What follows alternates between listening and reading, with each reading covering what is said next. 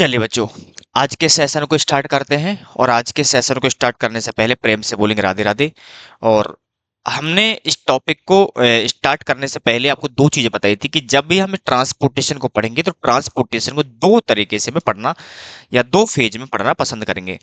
पहला जो फेज है वो आपका बेसिक है कि भैया बेसिक जो है हमारे पास फिजिबल सॉल्यूशन उसमें क्या होगा। दूसरा होगा कि ऑप्टिमिलिटी हम कब अचीव कर पाएंगे या ऑप्टिमिलिटी टेस्ट हम कब करेंगे। हम दोनों चीजों को वन बाय वन करके समझना है। फिर मैंने आपको ये भी बताया था कि बेसिक फिजिबल सॉल्यूशन की जब भी हम बात करते हैं तो बेसिक फिजिबल सॉल्यूशन निकालने के लिए हमारे पास तीन टेक्निक्स होती हैं, जिसमें नॉर्थ वेस्ट कॉर्नर की बात करते हैं, लीस्ट कॉस्ट मेथड की हम बात करते हैं, तीसरा हमारे पास होता है वाम यानी कि वोगेल अप्रोक्सीमेशन अप्रोच, हम उसकी भी बात करते हैं। ठीक है। ऑप्टिमम कैसे टेस्ट करेंगे, ऑप्टिमिलिटी हमारे पास अचीव हुआ है कि नहीं हुआ है, उसकी भी बात करेंगे। बट हम जब बात करते हैं बेसिक फिजिबल की तो हम तीन मेथड से डेफिनेटली डिस्कस करते हैं। ठीक है। चीजों को मैं पहले बेसिक फिजिबल के दो मेथड हमने डिस्कस कर लिए थे कि हम नॉर्थ वेस्ट कॉर्नर की बात करते हैं तो हम किस तरीके से कैलकुलेशन करेंगे ट्रांसपोर्टेशन कॉस्ट की। वहीं पर हम लीस्ट कॉस्ट मेथड की बात करते हैं तो उस केस के अंदर भी हम किस तरीके से बात करेंगे। हमने दोनों चीजें, मेरे हिसाब से दोनों चीज आपको समझ में आ गई होंगी। यहां से हम बात करते हैं बेसिक फिजिबल सॉल्यूशन। किसी भी टेक्निक्स करो, कोई प्रॉब्लम वाली बात नहीं है। आपसे क्वेश्चन पूछा ट्रांसपोर्टेशन कॉस्ट आपको निकालने हैं बेसिक फिजिबल सॉल्यूशन के थ्रू, तो आप तीनों में से कोई सी भी अप्रोच यूज कर सकते हो जब तक कि आपका क्वेश्चन में स्पेसिफाइड ना कहा गया हो। ठीक है। अब हम बात करते हैं किसी वाम के वोगेल अप्रोक्सीमेशन मेथड की हम बात करते हैं। ठीक है। इस मेथड के अंदर बेसिकली इन चीजों को थोड़ा पढ़ने से पहले जो जो नीचे लिखा हुआ है ऑप्टिमिलिटी टेस्ट, मैं इसको हाईलाइट कर रहा हूँ, इंपॉर्टेंट सीरीज पे लगा रहा हूँ। इसके ऊपर डेफिनेटली मैं चर्चा बहुत करने वाला हूँ क्योंकि यही आपका सबसे इंपॉर्टेंट है। इसी की वजह से आपका टॉपिक वो लेंदी बनता है, क्योंकि 6 से 7 घंटे का सेशन चाहिए होता है इसको प्रॉपर बेसिक देने के लिए इसका। लेकिन फिर भी हम कोशिश इसको करेंगे कि आने वाले 1 से 1.5 घंटे के अंदर पूरे सिस्टम को हम खत्म करने की कोशिश करेंगे, पूरी अप्रोच को खत्म करने की कोशिश करेंगे। ठीक है। तो चलिए, आज हम स्टार्ट करने वाले बाम बॉगल अप्रोक्सीमेशन मेथड। ठीक है, हम बाम में स्टार्ट करने वाले हैं। तो बाम को पढ़ने से पहले हमें कुछ चीजों को समझना है।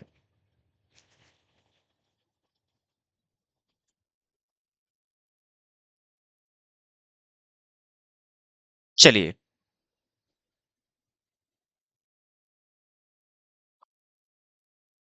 Balm Bogle approximation method. ठीक है, इसी की बात करेंगे। इसके अंदर भी मैंने आपको दो चीज बताई थी। पार्ट ए जो है वो बेसिक फिजिबल सॉल्यूशन से है।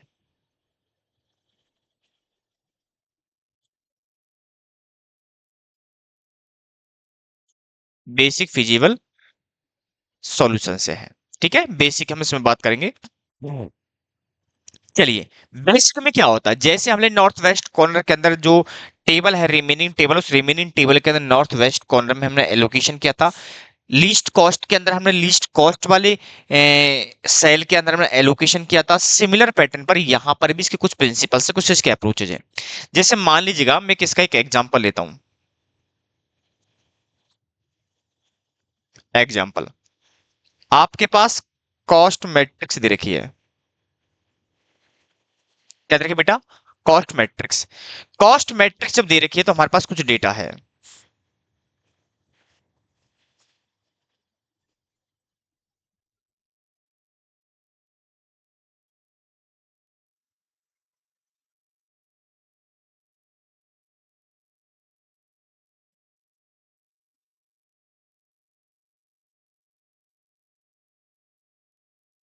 ये हमारे पास कॉस्ट मैट्रिक्स है। यहाँ पर मान लो फैक्ट्री 1 है, फैक्ट्री 2 है, फैक्ट्री 3 है, फैक्ट्री 4 है। ये वेयर हाउस 1 है, वेयर हाउस 2 है, वेयर हाउस 3 है, वेयर हाउस 4 है। ठीक है। इसके बाद हमारे पास जो डिमांड है वो डिमांड भी दे रखी है। यहाँ से क्या, सॉरी, यहाँ सप्लाई होगी। हाँ हाँ, यहाँ से डिमांड होगी ना, ये डिमांड होगा ऊपर से, क्योंकि इनकी डिमांड होगी वेयर हाउसेज की, और फैक्ट्री की सप्लाई होगी। मान लो 400, 300, 200, 100, 500, 100, 200 और 100, कितना हो गया ये? देखो एक बार, 700 और 1000 ना। अच्छा, ठीक है, इसको भी आप 200 कर दो। तो डिमांड और हमारे पास सप्लाई दोनों क्या है, इक्वल है, यानी कि हमारे पास डेफिनेटली बैलेंस प्रॉब्लम है, कोई प्रॉब्लम नहीं है। अब हमारे पास कॉस्ट एलिमेंट दे रखा है, ये 10 है, ये 9 है, ये 8 है, ये 5 है, ये 6 है, ये 9 है, ये 12 है, ये 4 है। यहाँ पर जो दे रखा है हमारे पास, क्या दे रखा है, 5 7 4 3। यहाँ दे रखा है 8 12 10 और 12, ये हमारे पास दे रखा है। ठीक है, ये बिल्कुल हमारे पास बेसिक क्वेश्चन है जिसकी हम बात कर रहे हैं। जब हम इसकी बात करें तो डेफिनेटली यहां पर हम लोगों को क्या करना पड़ेगा, सबसे पहला जो काम है, मैं स्टेप साथ के साथ लिखता हुआ चलूंगा आपके लिए। ठीक है, मैं इस टेबल को थोड़ा सा ब्रेक कर देता हूँ, पूरा ब्लॉक कर देता हूँ।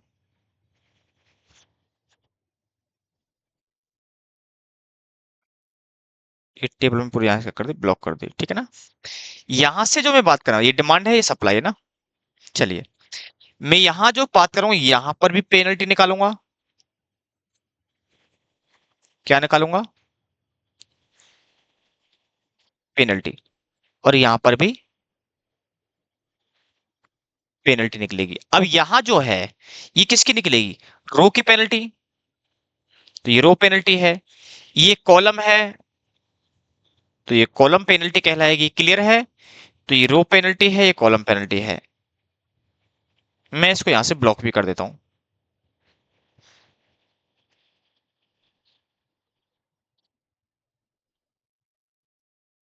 ठीक है ना।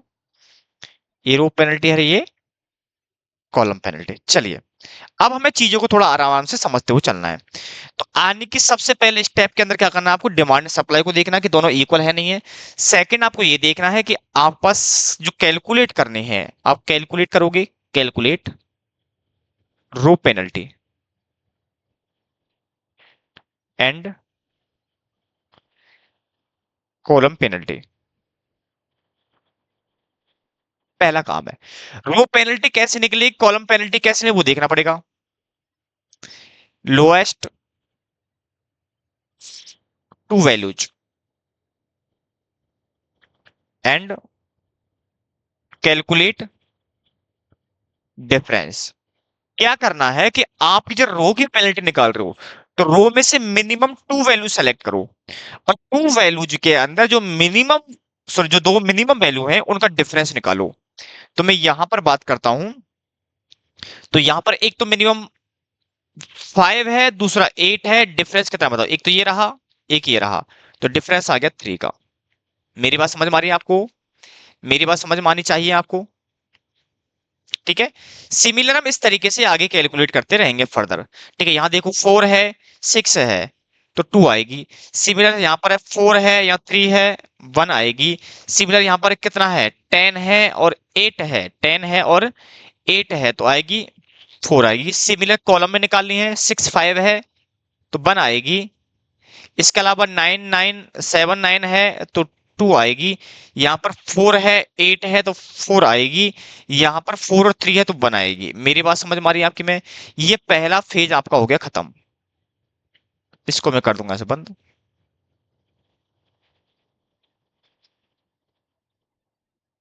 ठीक है, ये पहला वाला हो गया आपका खत्म।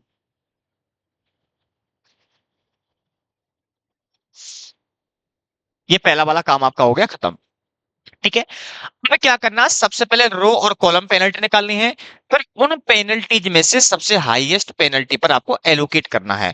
अब समस्या है सर, मान लो सर एक से ज्यादा हाईएस्ट पेनल्टी आ जाए तो क्या होगा, तो लो जहां पर सबसे ज्यादा एलोकेट कर सकते हो उस वाले को आपको सेलेक्ट करना है। यहां देखो, ये भी है आपके पास और ये भी है। अब ये देखो कि आप सबसे ज्यादा कहां पर एलोकेट कर सकते हो। अब यहां देखो, यहां पर देखना सबसे लोएस्ट कॉस्ट क्या है बेटा, 8। 8 पर कितना दे सकता हूं मैं, मेरे पास डिमांड 400 की है, सप्लाई 200 की, 200 दे सकता हूं, बोलो है ना हाईएस्ट। सिमिलर यहां पर देखो, यहां पर लोएस्ट कॉस्ट क्या है, यहां पर 4 है, 4 में कितना दे सकते हो, 200 और 200, कहीं भी दो फर्क नहीं पड़ता, मैं बेसिकली इसको अलॉट कर रहा हूं। ठीक है, मैं किसको ले रहा हूं मेरे बच्चे, मैं इसको अलॉट कर रहा हूं। और जब मैं इसको अलॉट करूंगा तो मैं दूंगा मिनिमम कॉस्ट पर 200 की डिमांड है, 200 की सप्लाई है। ये भी जीरो हो जाएगा आपका, ये भी जीरो हो जाएगा। तो मैं ऐसा कह सकता हूं, इस वाले टेबल को मैं कट कर सकता हूं, ये भी हो गया और ये भी हो गया। ठीक है। सिमिलर हम इसको आगे फिर बढ़ाएंगे। ठीक है, सिमिलर आगे फिर हम बढ़ाएंगे इसको। क्या देखो, अब फिर वापस से पेनल्टी निकालेंगे हम। एक एलोकेट करो, पेनल्टी वापस रिवाइज करो। यहाँ पर मिनिमम वैल्यू 0.9 और 5, तो आएगा मिनिमम आएगा 4। सिमिलर यहाँ पर 9 और 4 नहीं है, 4 और 6 एंड 2 है। यहाँ लेना नहीं है, ये एलोकेट कर चुके हैं। सिमिलर आपको नीचे आना है, 8/12 है तो आएगी आपके 4, यहाँ पर 4 आएगा। सेम यहाँ पर आना है, 6 है और 8 है तो आएगा 2। सिमिलर फिर यहाँ देखना 9, 9, 9, यानी कि दो मिनिमम वैल्यू वही हैं, तो एक तरीके क्या आ जाएगा, जीरो ले लो आप। ठीक है ना। इसके अलावा फिर यहाँ देखो कितना आ रहा है, ये ब्लॉक हो गई आपकी। आगे यहाँ देखो कितना हो गया, 5 4 है तो ये 1 आ गया। फिर वापस से हाईएस्ट चीज देखो, वही चीज रिपीट हो गया अब आपकी।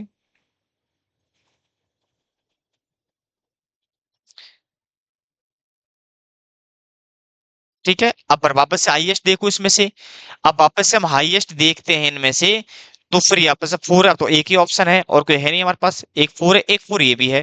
तो यहाँ देखो कितना 400, यहाँ 400 अलॉट कर सकते हैं क्योंकि डिमांड 400 की, सप्लाई 500 की, 400 दिया जा सकता है। ठीक है, 400 यहाँ देखो, यहाँ कितना है, यहाँ लोएस्ट हम कॉस्ट देखें, यहाँ लोएस्ट कॉस्ट ये है, तो यहाँ हम 100 दे सकते हैं ना। हाँ, यहाँ हम 100 दे सकते हैं, लोएस्ट कॉस्ट पर 100 दे सकते हैं। ठीक है। और यहाँ देखें 4 के अंदर तो लोएस्ट कॉस्ट है तो यहाँ 100 दे सकते हैं। यहाँ पर हम देखें तो लोएस्ट कॉस्ट हमारे पास 8 है, 8 पर हम 200 दे सकते हैं, तो हम इसको लेंगे, हम इसको लेंगे, इसको। तो डिमांड कितनी बेटा, डिमांड 400 की है, लोएस्ट कॉस्ट इसमें 8 है। डिमांड है 400 की, सप्लाई हमारे पास 200 की, तो हम देंगे 200। ये जीरो हो जाएगा, यहाँ पर अभी भी 200 बचेगा। तो ये वाला आपका, ये वाला भी क्या हो गया, ब्लॉक हो गया। तो पेनल्टी यहाँ भी नहीं आएगी, यहाँ भी नहीं आएगी। ठीक है। और यहाँ से तभी भी ओपन है, फिर वापस से पेनल्टी निकालो। सेम रूट चलता रहेगा, ये तब तक चलता रहेगा जब तक आपका क्या ना जाए, ये डिमांड और सप्लाई पूरी फुलफिल ना हो जाए। ठीक है, यहाँ जाओ 9 5, फिर वापस से 4 आ गया। ठीक है, यहाँ पर ये है 4 और 6 2 आ गया, दोनों ही ब्लॉक हो चुकी हैं। यहाँ पर आ जाओ 6 और 4, यहाँ पर वापस से फिर 4 आ गया। यहाँ देखो, यहाँ पर आ गया, जीरो रहेगा, कोई दिक्कत वाली बात है नहीं है। यहाँ पर आ जाओ, पता कितना है, यहाँ पर तो ब्लॉक हो चुका है। यहाँ आ जाओ, 5 और 1 का आ गया। यहाँ भी 4 है, यहाँ भी 4 है। यहाँ पर कितनी बताओ, लोएस्ट कॉस्ट 5 है, तो डिमांड तो कितनी बताओ, 100, सप्लाई कितनी है 500। यहाँ देखो दूसरा, यहाँ लोएस्ट कॉस्ट 6 है, 6 में कितनी है, 100 100 200, किसी में दे दो, दोनों बराबर आ रहा है। तो मैं पहले इसको ब्लॉक कर देता हूँ ना, मैं इसको सेलेक्ट कर देता हूँ आपसे। और यहाँ लोएस्ट 6, 6 में डिमांड है 100 की, ये जीरो नहीं होगा क्या, जीरो कोई सा ही नहीं होगा, कोई दिक्कत नहीं। ये आपने एलोकेट कर दिया, ये 100 रह जाएगा, ये आपका जीरो हो जाएगा। ठीक है, ये आपका क्या हो जाएगा, जीरो हो जाएगा। चलो ये हो गया, तो इसको डिलीट कर दो इस वाली को, ये वाली भी ब्लॉक हो गई। ठीक है, जीरो हो गया। अब एक ही बचे हमारे पास, तो अब कुछ ऑप्शन ही नहीं है। आप यहाँ पर 100 दे दो, ठीक है, तो ये जीरो हो जाएगा। यहाँ 400 बचेगा, अभी भी 400 डिमांड, 300 यहाँ है तो इसको 300 दे दो। ठीक है, ये जीरो हो जाएगा तो ये डिलीट हो जाएगा ऑटोमेटिक। यहाँ कितना बचा है, अभी भी कितना बचा है, 200, सॉरी 100 बचा हुआ है, 100 को यहाँ दे दो, ये जीरो हो जाएगा आपका और ये भी जीरो हो जाएगा। ठीक है, आपको कुछ नहीं करना, रो पेनल्टी कॉलम पेनल्टी हर एलोकेशन के बाद बार बार रिपीट करनी है, फिर आपको इस चीज को आगे लेकर के आना है। ठीक है, अब क्या करना है, सेकंड फेज के अंदर इस टेबल को आपको नीचे लेकर के आना है। आप यहां पर सबसे पहले क्या करो, ये निकालने के बाद ये चेक करोगे, आप चेक करोगे, आप क्या करो, चेक टेस्ट, टेस्ट करोगे, m plus n minus 1 is equal to allocation आया है कि नहीं आया है। आपका एलोकेशन आया है नहीं है, पहले ये चेक करोगे। अब देखोगे, एम मतलब नंबर ऑफ, क्या पता आपके पास, नंबर ऑफ रो है, नंबर ऑफ कॉलम है, तो ये 4 और 4, 4 plus 4 minus 1 is equal to 7। ठीक है, लेकिन एलोकेशन 1 2 3 4 5 6, 1 2 3 4 5 6, हमारे पास ये आ रही है 6, ये कितना 7 इज इक्वल टू 6। तो ये हमारे दोनों इक्वल नहीं है। अब यहां पर प्रॉब्लम आ गई डीजनरेटेड डीजनरेटेड प्रॉब्लम और नॉन डीजनरेटेड प्रॉब्लम। यहां से चीज अब अपने पास क्या होगी, कंसेप्चुअल बात आएगी। पहला पेज क्लियर है, एक बार वापस एलोकेशन चेक कर लो। एक, दो, तीन, चार, पाँच, छह, और एक बार टोटल भी देख लो। 400, 400, 500, 500, 600, 600 और दो 700, 800, 800, 2000, हाँ हाँ हो गया। ठीक है ना। तो number of allocation m plus N minus one both are equal और नॉट, ये आपको देखना पड़ेगा। मेरे बात क्लियर है। ये बेसिक फीजिबल का आपका यहां तक हो गया। अब ये ऑप्टिमम टेस्ट के लिए जाएगा कि नहीं जाएगा, या ऑप्टिमम टेस्ट होगा कि नहीं होगा इसका, अब हमें यहां से इसको चेक करना है। ठीक है, अब हम यहां से क्या करेंगे, अब हमें क्या करना है बेटा, यहां पर देखिए बेसिक फीजिबल सॉल्यूशन का रिजल्ट क्या निकल कर आया, मैं यहां नोट कर दूं। चलो मैं नीचे नोट कर देता हूं। बेसिक फीजिबल सॉल्यूशन क्या आया, result of basic feasible solution. और ये बात दिमाग में रखो, जब भी आप ट्रांसपोर्टेशन की प्रॉब्लम सॉल्व करोगे और क्वेश्चन में कोई स्पेसिफाइड नहीं कि किस मेथड को यूज करना है, तो आप हमेशा हमेशा वाम यूज करना आपके लिए बहुत इंपॉर्टेंट होने वाला है। ठीक है, क्योंकि ऑप्टिमिलिटी टेस्ट आपका इसी से निकल के आता है। चलिए basic feasible solution. Basic feasible solution तीन परिणाम निकल करके आए होंगे। वैसे मैं दो में लेके चलता लेकिन तीन में लेके चलूंगा मैं। बेसिक फिजिबल सॉल्यूशन में क्या हुआ होगा, बेसिक फिजिबल सॉल्यूशन के अंदर मैं कहूं तो m plus N minus one जो है आपका greater than number of allocation. कहने का मतलब मेरा ये है, जब आपके पास कुछ ऐसा कर दे, शॉर्ट में कर देंगे इसको यार थोड़ा सा।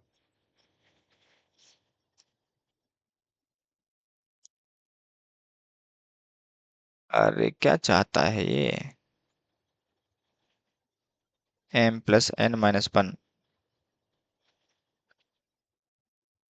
Number of allocation. यहां ले लो m plus N minus one is equal to number of allocation. और यहां ले लो m plus N minus one greater than number of allocation.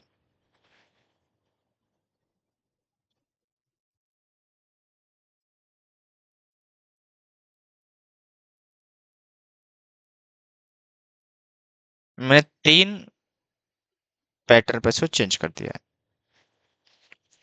ठीक है, आपको क्या देखना मेरे बच्चे, m plus N minus one आपका कम है नंबर ऑफ एलोकेशन से, जैसे हमने इस क्वेश्चन में देखा है। नंबर ऑफ एलोकेशन बेटा क्या आपके पास कम है। ठीक है ना, ये अभी वाला, सॉरी नंबर ऑफ एलोकेशन ज्यादा है आपके ना। ठीक है ना, नंबर ऑफ एलोकेशन ज्यादा है। इसको थोड़ा मैं sequence change, number of allocation greater than the m plus N minus one, हम ऐसा कर सकते हैं। ये जो है आपका, ये जो है आपका आइडल प्रपोर्शन है,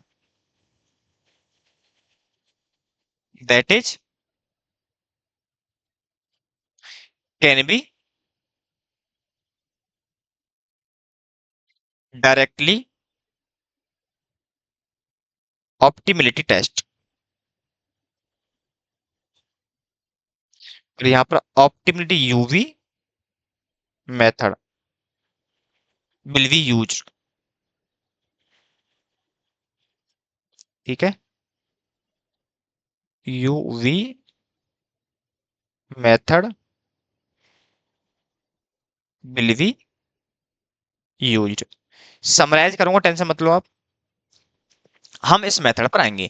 यूवी मेथड क्या है उसकी डेफिनेटली डेप्थ में चर्चा करने वाला हूं, उसके ऊपर क्वेश्चन भी करने वाले हम लोग। ठीक है ना, अभी हमें क्या देखना है, जो बेसिक फिजिबल सॉल्यूशन निकल करके आया है, पहला काम तो हमारा बेसिक फिजिबल सॉल्यूशन का है। फिर हमें बेसिक फिजिबल सॉल्यूशन को ऑब्जर्व करना है कि इसका रिजल्ट निकल करके आया क्या अल्टीमेटली। ठीक है, रिजल्ट हमारे पास तीन तरीके का हो सकता है। कभी कभार हो सकता है कि नंबर ऑफ एलोकेशन ज्यादा हो जाए m plus N minus one से। ठीक है, दूसरा जैसे मान लो मेरे पास यहाँ पर m plus N minus one जो है वो 8 आ जाता है। ठीक है ना, सर या मान लो छोटा कम कर लेते ना इसको, जैसे एग्जांपल में लिख लेता हूँ नीचे, m plus N minus one is equal to seven और नंबर ऑफ एलोकेशन आ जाते हैं हमारे पास 8। ये सिचुएशन है। तो बोल रहा है कि ये इनवैलिड है, ये इनवैलिड है, इसका कुछ नहीं हो सकता।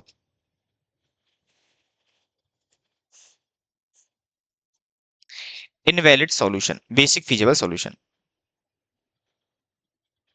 Invalid basic feasible solution. यानी कि आपको इसको रिकैलकुलेट करना है। क्या करना है बेटा? रिकैलकुलेट, यानी कि ये आपको वापस से या तो बेसिक फीजिबल जो है इसको चेक करो, तुमने कोई गलती की है। यदि आपने कोई गलती नहीं की है तो फिर आप अल्टरनेट मेथड की तरफ जाओ। अल्टरनेट मतलब ईस्ट वेस्ट कॉर्नर है आपके पास, लीस्ट कॉस्ट मेथड, आप उधर जाओ। यहां काम नहीं चलेगा अब आपका ना, क्योंकि ऑप्टिमिलिटी टेस्ट के लिए सिंपल फंडा ये है भैया, आपका जो नंबर ऑफ एलोकेशन है वो m प्लस n या तो इसके बराबर हो या इससे कम हो। सर कम पे भी काम चलेगा, हाँ कम पे भी काम चलेगा, हम कम को ज्यादा कर सकते हैं, लेकिन पहले से ओवरलोडेड है। सोच के देखो, पहले आप लाओ के दार हो, आप अपनी बाउंड्री है, बाउंड्री को क्रॉस कर चुके हो, तो बाउंड्री के अंदर नहीं आ सकते हो। मेरी बात समझ में आ रही है? जैसे मान लो कि हम क्रिकेट मैच की बात करते हैं, कोई प्लेयर है, कैच ही उसने बाउंड्री के बाहर जाके लिया है, वो बाउंड्री में वापस नीचे जंप कर गया हो, तो उसका कुछ हो सकता है क्या? नहीं हो सकता। लेकिन आप बाउंड्री के अंदर हो, आपने फिर देखना पड़ेगा कि क्या चीज है। ठीक है ना? तो बाउंड्री के अंदर को बढ़ाया जा सकता है अप टू द बाउंड्री, लेकिन बाउंड्री से बाहर ही चले गए तो मामला बिगड़ गया आपका।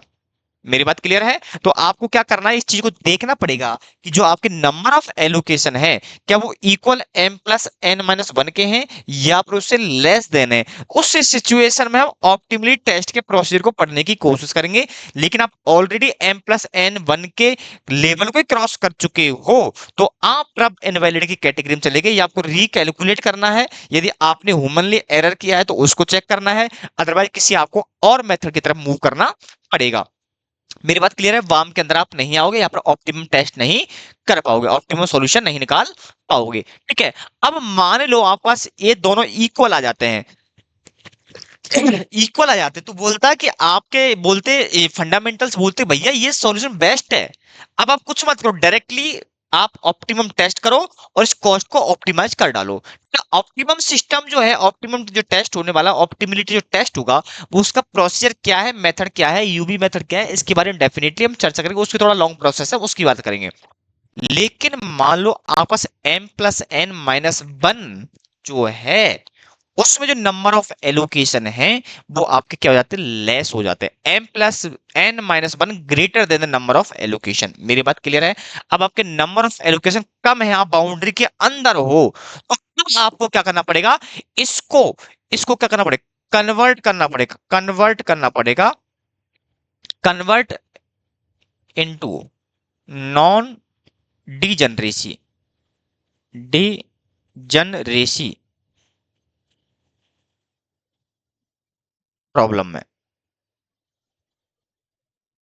नॉन जनरेसी प्रॉब्लम में। कहने मतलब ये है, दिस प्रॉब्लम, चलो मैं इसको थोड़ा सा और करता हूं, इस प्रॉब्लम को क्या बोलते हैं, डीजनरेट प्रॉब्लम। ये डीजनरेसी प्रॉब्लम हो गई। अब डीजनरेसी प्रॉब्लम को आपको नॉन डीजनरेसी प्रॉब्लम में क्या करना पड़ेगा, आपको कन्वर्ट करना पड़ेगा। क्या करना पड़ेगा? कन्वर्ट करना पड़ेगा। इसको बोलते हैं नॉन, इसको लिख लो, डीजेनरेसी प्रॉब्लम। ये नॉन डीजनरेसी प्रॉब्लम है। आपके पास डीजनरेटी जनरेसी प्रॉब्लम क्रिएट होकर आई है, तो आपको इसे नॉन डीजनरेट प्रॉब्लम में कन्वर्ट करना पड़ेगा। ये कैसे करना पड़ेगा? सर सिंपल है, आपको m plus N minus one is equal to number of allocation लाना पड़ेगा। बोलो हाँ या ना? सर ये क्या जबरदस्ती वाली बात है? बोलो ना। क्या सर जबरदस्ती वाली बात है? जब वो चीज आई नहीं तो आप कैसे लाओगे? इसी चीज को बोलते कि जनरेसी को हमें डीजनरेसी को नॉन डीजनरेसी में कन्वर्ट करना है। इसके बताओ रूल क्या है, स्टेप्स क्या है? Add one artificial allocation, allocation to reach out, इसमें नॉन डीजेनरेसी, आपको नॉन जीनरस जीन आना पड़ेगा। कहने मतलब क्या है, आपके पास यदि नॉन डीजेनरेसी नहीं आया है, आपका डीजेनरेसी प्रॉब्लम आया है, तो उसको आपको क्या करना पड़ेगा। और उसके लिए आप क्या करोगे, एक आर्टिफिशियल वैल्यू, जिसको हम क्या बोलते हैं, जिसको हम क्या बोलते हैं, एक चीज वर्ड यूज होता है जिसको, थोड़ा सा रुकिए मुझे, एप्सलोन, उसको हम डिनोट करेंगे एप्सलोन से, ठीक है ना। ये एलोकेशन होगा, allocation variable of demand and supply का। मतलब इसका मतलब क्या होता है, ये नए के बराबर वैल्यू है। क्या है बेटा, ये नए के बराबर ओनली फॉर डमी क्रिएट कर रहा है। फिर हम यहां से देखेंगे, फिर हम यहां से देखेंगे कि हमारे पास जो नियर बाई है, जो हमारे पास लोएस्ट है, क्या वो नियरेस्ट जो हमारे पास एक लूप क्रिएट हो रहा है क्या। यदि वो लूप क्रिएट हो रहा है, ठीक है, तो क्या होगा, लूप क्रिएट नहीं हो रहा है तो क्या होगा, उसके बारे में भी हम क्या करने वाले हैं, आपसे बात करने वाले हैं, ठीक है। अब हम बात करेंगे यूबी मेथड के अंदर, हम यूबी मेथड के अंदर भी बात करेंगे, ठीक है। आपको क्या करना है मेरे बच्चे, आपको लूप क्रिएट करना है, नियरेस्ट आपको देखना पड़ेगा। आप जब सवाल करेंगे तो हम वहां पर एक बात करने वाले हैं, ठीक है। चलिए, चलिए, तो मैंने क्या कहा, मैंने कहा आपसे कि आपको देखना पड़ेगा कि पहले आपका डीजनरेसी प्रॉब्लम है या नॉन डीजनरेसी प्रॉब्लम है। यदि नॉन डीजनरेसी प्रॉब्लम है, डायरेक्टली हम क्या करेंगे, इसको टेस्ट करेंगे ऑप्टिमिलिटी, और इसमें यूवी मेथड यूज करेंगे। यदि आपका डीजनरेसी प्रॉब्लम है, तो उसको नॉन डीजनरेसी में कन्वर्ट करना पड़ेगा। मैंने गलत तो नहीं बोल दिया ना। हाँ, आपको देखना पड़ेगा डीजनरेसी है, नॉन डीजनरेसी, नॉन डीजनरेसी ऑप्टिमिलिटी है, डायरेक्ट आप टेस्ट करो और ऑप्टिमम पे लेके चले जाओ, कोई प्रॉब्लम नहीं है। यदि आपको डीजनरेसी प्रॉब्लम है, तो डीजनरेसी प्रॉब्लम के अंदर पहले कन्वर्ट करना पड़ेगा आपको नॉन डीजनरेसी के अंदर। नॉन डीजनरेसी के अंदर कन्वर्ट करने का सिंपल तरीका है कि आपको नंबर ऑफ एलोकेशन जो है वो n plus n minus one के इक्वल लाना है। यदि ये हो जाता है, ये कैसे होगा, जो हमारे पास सबसे, इसको भी कैसे करना ना, इसको भी देख लो ना, इसको भी आप लिख लो, क्या है, allocation in unallocated cell with minimum cost. मतलब जहां जहां पर टेबल देखो एक बार ऊपर के लिए, ये जो टेबल दे रखी है, इसमें जो जहां जहां पर एलोकेट हो रहा है उसकी बात नहीं कर रहा है, जहां पर एलोकेट नहीं हो रही है, जहां पर डिमांड सप्लाई का कोई भी एलिमेंट नहीं है, उन सब में से एक नॉर्मल जो सबसे लोएस्ट कॉस्ट है, उस कॉस्ट पर आपको जाना है, उस कॉस्ट पर आपको क्या करना है बेटा, जाना है, ठीक है ना। यहां पर फिर आपका लूप नहीं बनता है, तो जब लूप नहीं बनेगा तो फिर आप यहां पर क्या करोगे, ई इलेप्सॉन वहां पर क्या कर दोगे, आप लोग वहां पर अलॉट कर दोगे। लूप बन जाता है तो वहां पर आप ऑप्टिमिलिटी में जा सकते हो। लेकिन यदि लूप ही नहीं बन रहा है, तो उस केस के अंदर आप क्या करोगे, वहां पर एलोकेट करोगे, और एलोकेट करने के बाद फिर आप आगे जाकर के ऑप्टिमिलिटी टेस्ट में जाओगे, ठीक है ना। चलिए, और ऑप्टिबिलिटी टेस्ट कैसे होगा, वही यू और वी की वैल्यू निकालनी है, फिर वहां से आप आगे जाकर के सिचुएशन को कन्वर्ट करोगे। मेरी बात क्लियर है। तो मैंने क्या बोला, आपको प्रॉब्लम डीजनरेसी और नॉन डीजनरेसी, जनरेसी नॉन डीजनरेसी है, तो सिंपल लॉजिक है, आप डायरेक्ट यूवी मेथड लगाओ और ऑप्टिमम टेस्ट की तरफ आगे बढ़ जाओ, ठीक है ना। यदि आप पर डीजनरेसी प्रॉब्लम है, तो डीजनरेसी प्रॉब्लम को पहले कन्वर्ट करो नॉन डीजनरेसी में। नॉन डीजनरेसी को कन्वर्ट करने का सिंपल तरीका होता है, आप क्या करना, जो मैट्रिक्स है उस मैट्रिक्स में से जो आपके अनएलोकेटेड सेल्स है, उस सेल्स में मिनिमम जो वैल्यू है, मिनिमम जो कॉस्ट एलिमेंट है, उस पर आप एलैप्स क्या करोगे, एक करोगे, वहीं से लूप स्टार्ट करोगे और लूप का फॉर्मेशन करोगे। लूप का फॉर्मेशन नहीं हो रहा है तो आप वहां पर एलैप्स से अलॉट कर दोगे, और फिर देन यूबी की तरफ टेस्ट की तरफ आओगे, फिर उसको आगे प्रोसीड करोगे, ठीक है ना। अब सर लूप कैसे बनता है, लूप हॉरिजॉन्टल और वर्टिकल आपके लाइन के थ्रू बनेगा। आप याद रखना, लाइन हमेशा आपके ऐसे जाएगी या ऐसे जाएगी आपके, ठीक है ना। यानी कि आपकी लाइन ऐसे ऐसे घूम सकती है, ऐसे ऐसे घूम सकती है, ऐसे भी जा सकती है, ऐसे ऐसे भी घूम सकती है, ऐसे ऐसे, यानी कि हमेशा ऐसे चलेंगी।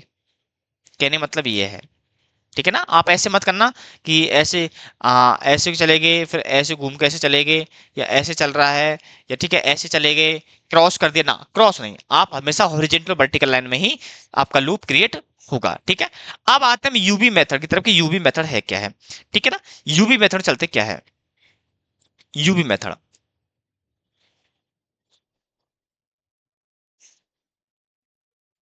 यूबी मेथड क्या हो रहा है भाई, क्या हो रहा है।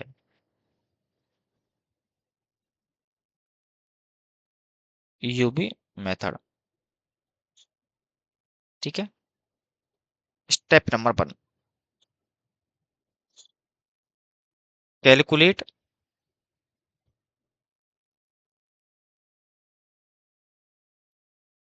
Calculate the value of, the value of, the value of row number, column number. इसको यू आई बोलेंगे हम, इसको हम वी जे बोलेंगे हम, ठीक है ना।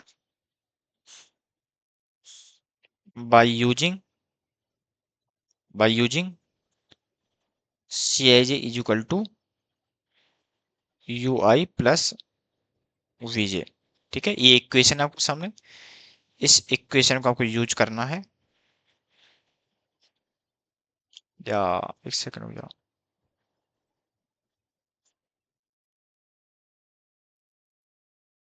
और इसका मतलब क्या है वो भी समझा देता हूँ मैं आपके लिए। सी आई जी स्ट्रेट फॉरवर्ड, रिलेटिव लॉस या कहो तो कॉस्ट, जो भी दे रखा है, क्योंकि आपके पास प्रॉफिट होगा और मैक्सिमाइजेशन का है, तो आपने लॉस मैट्रिक्स बनाया होगा तो उसको रिलेटिव लॉस बोलेंगे, और यदि कॉस्ट है पहले से मिनिमम की प्रॉब्लम है तो उसको रिलेटिव कॉस्ट बोलेंगे। फिगर्स, सेल, ठीक है ना, यानी कि एलोकेटेड सेल का, जैसे लिखो आप लोग 4 एलोकेटेड सेल। जैसे मैं आपको एग्जांपल के लिए बता देता हूं, ऊपर देखो, ये जो एलोकेटेड सेल है, ये एलोकेटेड सेल है, ये भी है, तो ये वाला जो एलिमेंट है, ये वाला जो एलिमेंट है, दिस इज कॉल्ड क्या, सी आई जे, ठीक है ना, सी आई जे, सी आई जे, ठीक है। मेरे पास समझ रही है, जो आपके पास ऑक्यूपाइड सेल है, जो या एलोकेटेड सेल है, उस एलोकेटेड सेल के अंदर जो कॉस्ट एलिमेंट है, लॉस एलिमेंट है, उसी को बोलते हैं रिलेटिव लॉस और cost figure cell to allocated cell, ठीक है। इसका मतलब ये है। स्टेप नंबर 2,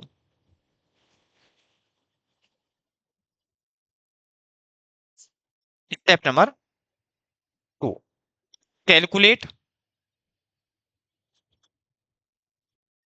अपॉर्चुनिटी, कॉस्ट या लॉस डिपेंडेंट सिचुएशन, ठीक है ना।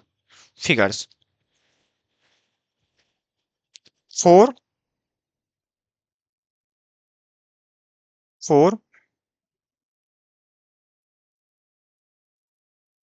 N allocated cell.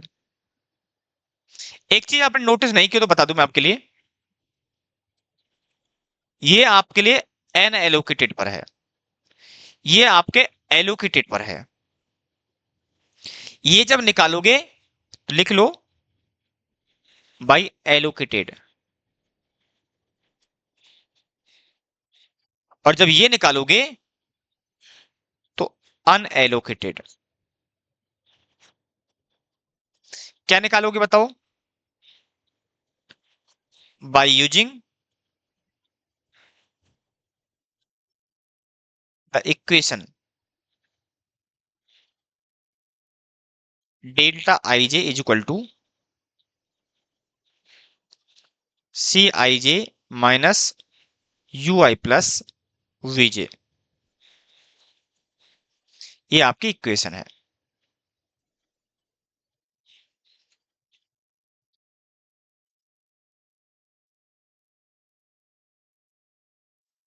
आपको क्या करना है, पहले आपको इसकी वैल्यू निकालनी है, यू की और आई की, जो इस इक्वेशन को यूज करते हुए निकालनी है आपको। फिर सेकंड स्टेप ये कि आपको एन एलोकेटेड सेल जो है उससे आपको क्या निकालना है, अपॉर्चुनिटी लॉस निकालना है। क्या निकालना है मेरे बच्चे, अपॉर्चुनिटी लॉस निकालना है आपको। और अपॉर्चुनिटी लॉस आपको दे रखा है, आपको अपॉर्चुनिटी लॉस निकालना है। ठीक है, वो निकलेगा इस वाले इक्वेशन से। ठीक है, अब जो अपॉर्चुनिटी लॉस है उसकी दो सिचुएशन होंगी। All values, all values of delta I J is zero और पॉजिटिव, या इफ एनी वैल्यू नेगेटिव।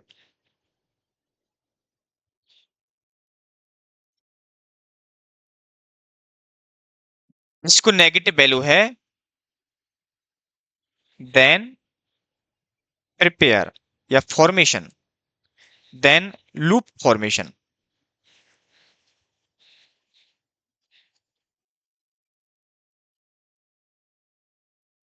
और ये है, तो ये होगा आपका optimisation of basic feasible solution. This your perfect answer. मेरी बात समझ में आ रही है। आप जब यूबी मेथड लगाओगे तो यूबी मेथड के अंदर सबसे पहले निकालोगे वी, सॉरी आपकी यू आई और वीजे की वैल्यू, जो कि बेसिकली रिलेटिव कॉस्ट के एलिमेंट से निकलेगा। फिर सेकंड आपको अपॉर्चुनिटी कॉस्ट या लॉस निकालना है, उसके लिए भी इक्वेशन दे रखी है। उस इक्वेशन से जो फिगर्स आएंगे, जो अपॉर्चुनिटी लॉस्ट आने वाला है, जो एन एलोकेटेड सेल का होगा, उसमें देखना पड़ेगा कि उसकी जो डेल्टा आई जी की जो वैल्यू है आपके पास, वो सारी की सारी पॉजिटिव होनी चाहिए। पॉजिटिव इन द सेंस या तो जीरो हो या फिर प्लस में हो। मेरी बात समझ आ रही है, या तो जीरो हो या प्लस में हो। जीरो से लेकर के प्लस में जितनी भी वैल्यू है वो सारी की सारी वैल्यू आपकी पॉजिटिव आने वाली है।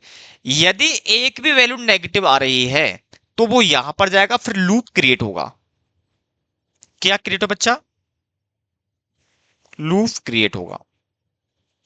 ठीक है, लूप कैसे क्रिएट होगा इसकी भी बाद में चर्चा करने वाला। अब सोच लो इस पूरे टॉपिक के अंदर कितने सारे पॉइंट हैं जिनको एक दूसरे लिंक करते हैं, जिनको मैं एक साथ नहीं एक्सप्लेन कर पाऊंगा, क्योंकि एक साथ एक्सप्लेन कर देता आपकी खोपड़ी के अंदर कचरा हो जाएगा, आप बिल्कुल कंफ्यूज हो जाओगे। मैं नहीं चाहता उस चीज को आप लेके जाओ। तो मैंने क्या बोला, सबसे पहले बेसिक फिजिबल सॉल्यूशन निकालो।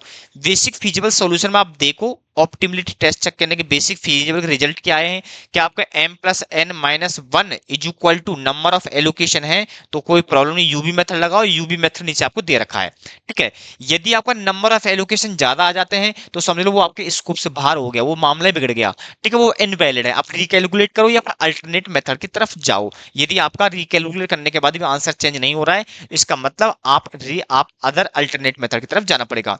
यदि नंबर ऑफ एलोकेशन आपके कम है तो आप उसको क्या करोगे, आप नॉन डीजनरेसी प्रॉब्लम में कन्वर्ट करोगे, यानी कि एक आप अल्टरनेट यानी कि आर्टिफिशियल एक एलोकेशन डालोगे, उस एलोकेशन थ्रू आप आओगे नॉन डीजनरेसी में, फिर नॉन डीजनरेसी से फिर आप यूबी मेथड लगाओगे। मेरी बात क्लियर है। पर ऑप्टिमिलिटी जब टेस्ट करेंगे तो हम देखेंगे, पहले आपके पास क्या निकालेंगे बेटा, सबसे पहले हम निकालेंगे calculate value of row number की और कॉलम नंबर की, जो कि यू आई है और वीजे है। ठीक है, उसके लिए इक्वेशन भी आपको दे रखी है। इसके बाद ये निकालने के बाद आप क्या निकालोगे बेटा, आप अपॉर्चुनिटी लॉस निकालोगे।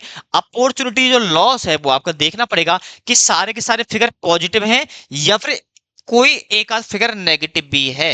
यदि सारे जो फिगर्स है वो पॉजिटिव है, पॉजिटिव का मतलब है जीरो और जीरो से ज्यादा, यानी कि जीरो या फिर plus one plus two plus three जो भी आ रहा है। ठीक है, जीरो है जीरो से ज्यादा है तो आपको वो ऑप्टिमम आपका सॉल्यूशन है, आपको वहीं पर कॉस्ट निकाल देनी और खत्म कर देना।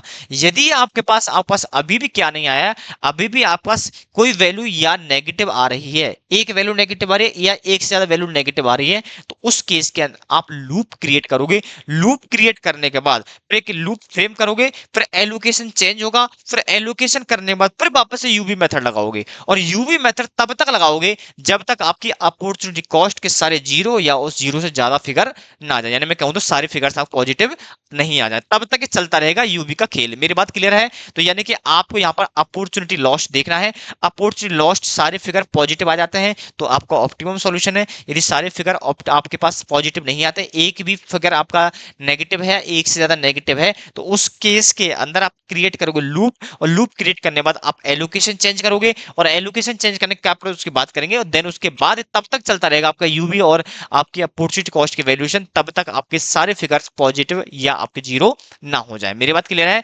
ये आपका बेसिक हो गया। अब इस चीज को बेसिकली हम क्या करने वाले हैं, अपने स्टडी मेट के क्वेश्चन पर अप्लाई करने वाले हैं। ठीक है, बेसिक समझ में आ गया। लूप कैसे क्रिएट होगा उसकी हम डेफिनेटली क्वेश्चन डायरेक्ट लास्ट में जाकर के बात करने वाले हैं। ठीक है, लूप का छोटा सा प्रोसेस है, ज्यादा बड़ा नहीं है।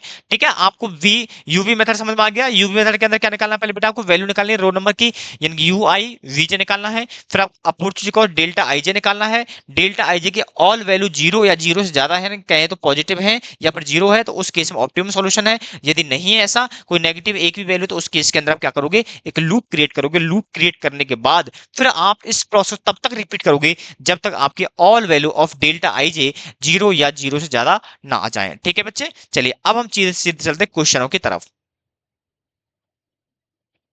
आओ स्टडी मेट की तरफ।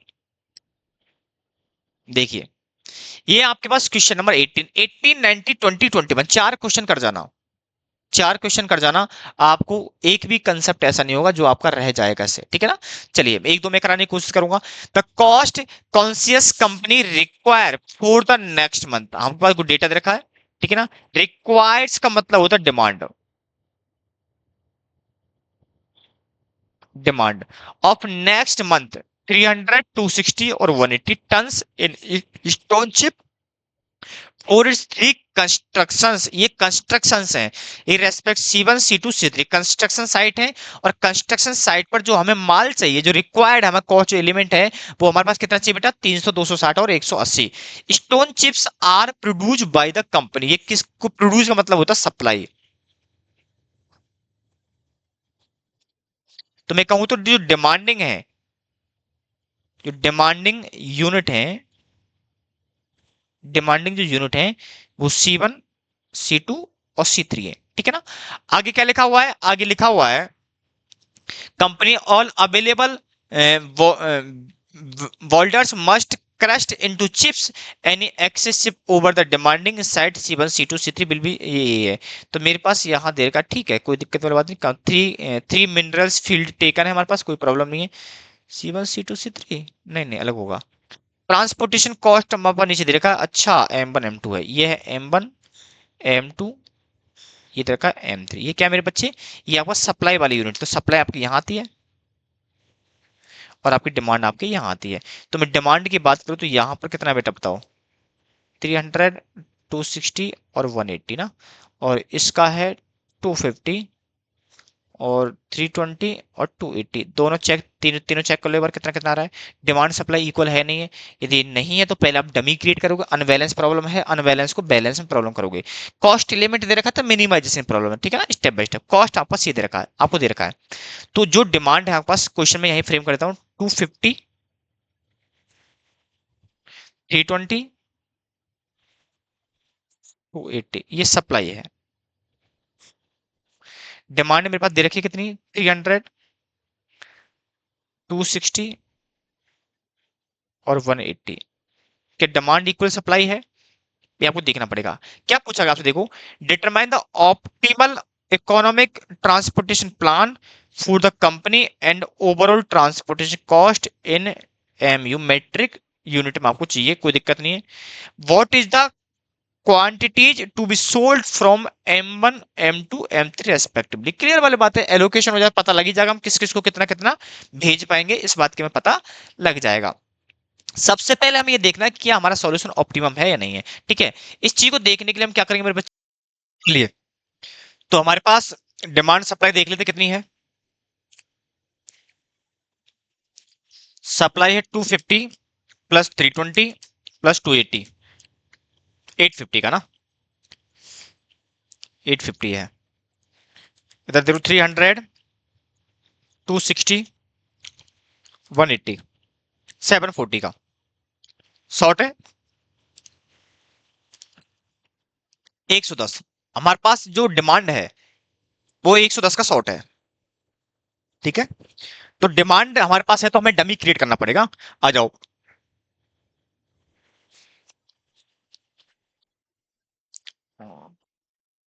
क्वेश्चन नंबर कौन सा है? 19, 18 है क्या? 18, 18। ठीक है, चलिए हमारे पास एक क्वेश्चन है। कॉस्ट मैट्रिक्स दे रखी है।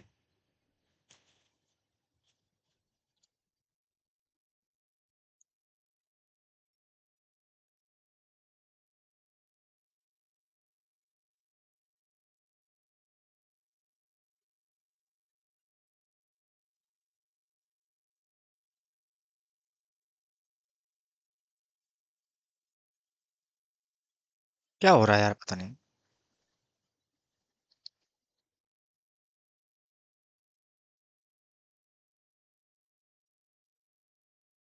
एक, दो, तीन ही है ना?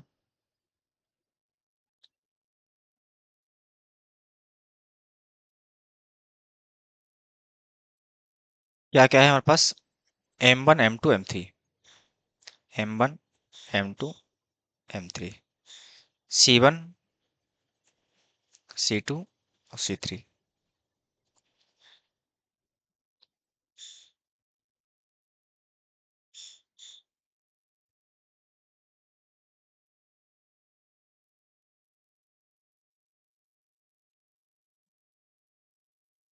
ठीक है, कॉस्ट एलिमेंट दे रखा है हमारे पास 876,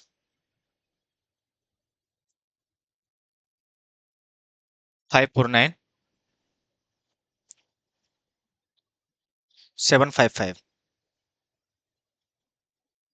ठीक है, यहाँ है डिमांड,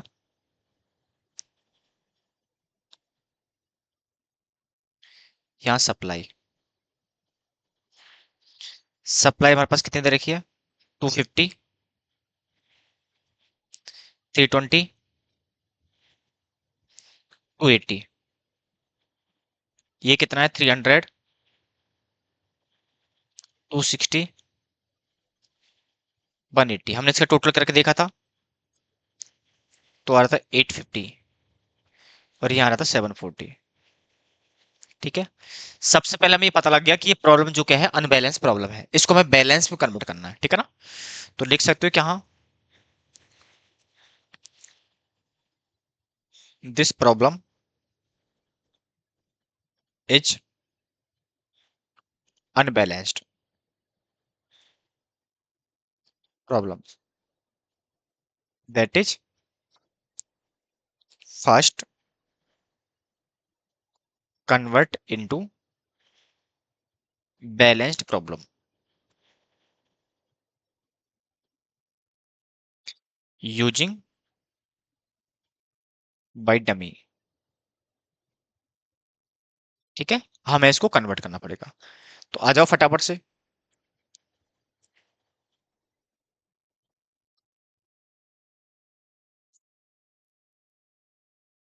तो एक, एक सिट, एक, दो, तीन। ठीक है, एक, दो, तीन और चार। डमी इधर ही क्रिएट होगा, जिधर शॉर्ट फॉलो उधर डालोगे। या हम डिमांड देखते हैं। तो 300 है, 260 है, 180 है, 110 का यहाँ शॉर्ट था तो ये डमी बन जाएगा। या जो C1 था ना, इसको CD कर दो आप। CD, ये आपका C1 है, C2 है, ये C3 है, C डमी है। ये आपका M1 है, ये आपका M2 है, ये आपका M3 है। कोई प्रॉब्लम नहीं है, सप्लाई में कोई प्रॉब्लम नहीं है। 250, 320 और 280। अब दोनों क्या होगी बेटा?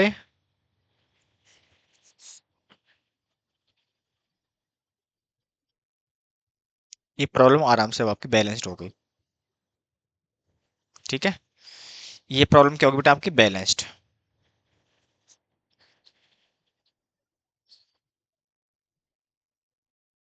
ठीक है, अब यहां भी देखोगे तो ये भी 850 हो गया, और ये देखोगे तो ये भी 850 हो गया।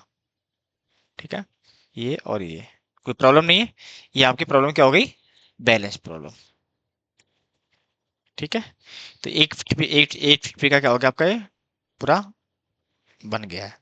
चलिए, ये प्रॉब्लम हमारे पास हो गई बैलेंस्ड प्रॉब्लम। ठीक है, अब इसको हम आगे बढ़ाएंगे। डाल देते हैं 8, 7, 6 और डमी में आएगा 0। ठीक है, 5, 4, 9, 7, 5 और 5। ये प्रॉब्लम हो गई आपकी ये वाली। ये करने के बाद, ये करने बाद अब आप बताओ क्या करोगे? ये करने बाद आप एक मैट्रिक्स बनाओगे, नई मैट्रिक्स बनाओगे। मैट्रिक्स का नाम क्या दे रखा है पता है? बेसिक फिजिबल सॉल्यूशन ना। आ जाओ यहाँ पर, बेसिक फिजिबल सॉल्यूशन मैट्रिक्स बन। ये आपकी बेसिक फिजिबल सॉल्यूशन मैट्रिक्स बन है। मैं इस मैट्रिक्स को एज इट इज कॉपी कर रहा हूँ।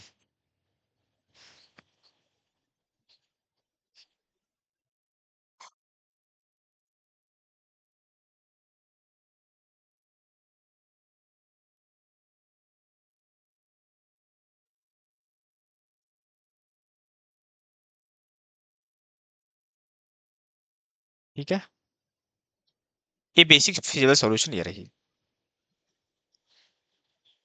ठीक है, मैं एज इट इज मैट्रिक्स को क्या करूँ बेटा? यहाँ कर रहा हूँ। अब मैं यहाँ से चीजें थोड़ा सा ठीक करना चाहता हूँ। 280, 320।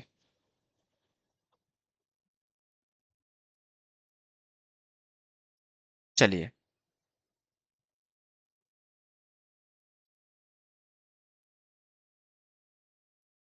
क्या चाहता है मेरे से यार? तो मेरा हाथ नहीं चल रहा सही से।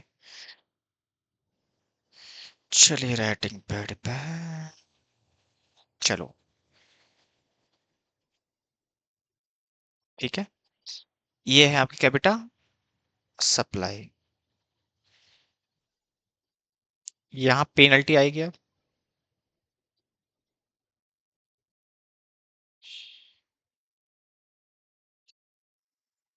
यहाँ भी पेनल्टी आएगी अब।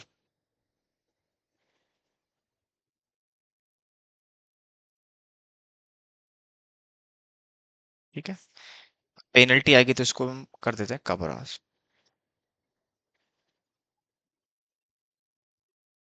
इस एरिया को मैं कर देता हूँ ब्लॉक।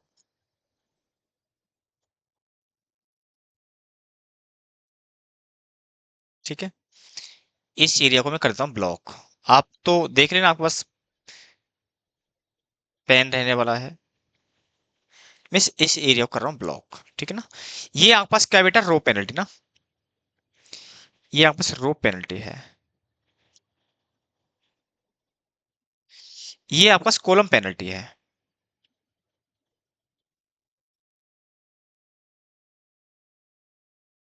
ठीक है ना, पहले हमने क्या देखा था?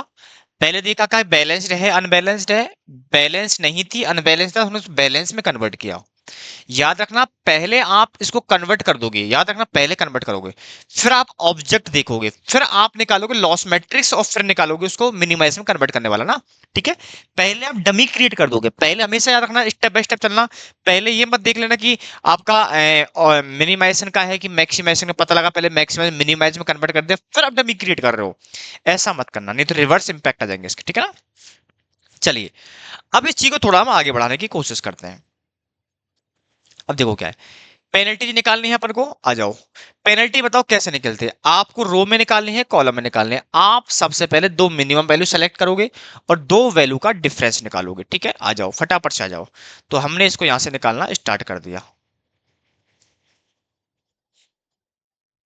चलो, यहां दो वैल्यू मिनिमम है, 0 है और 6 है, तो आएगा 6। यहां देखो 4 है, 0 है, आ जाएगा 4। यहां पर 5 5 नहीं, 5 0 आ जाएगा 5। यहां देख लो 8 और 7 है, तो आएगा 2। इसके अलावा 7 और 4 नहीं, 4 5 आएगा 1। यहां दो मिनिमम 6 और 5 आएगा 1। यहां पर है 0 0 0 आएगा। ये पहला ब्लॉक हो गया आपका खत्म।